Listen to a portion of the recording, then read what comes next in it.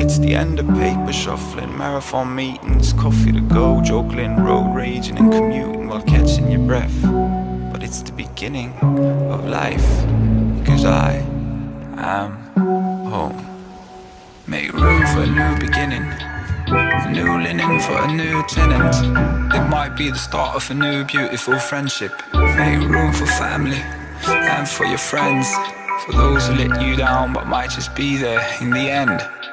Make room for wins and losses, for bosses and their never-ending stories about the office.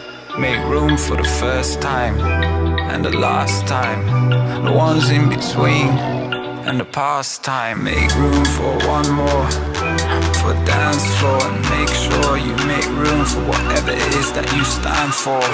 Make room for love, make room for loss, for the things you cherish, whatever the cost.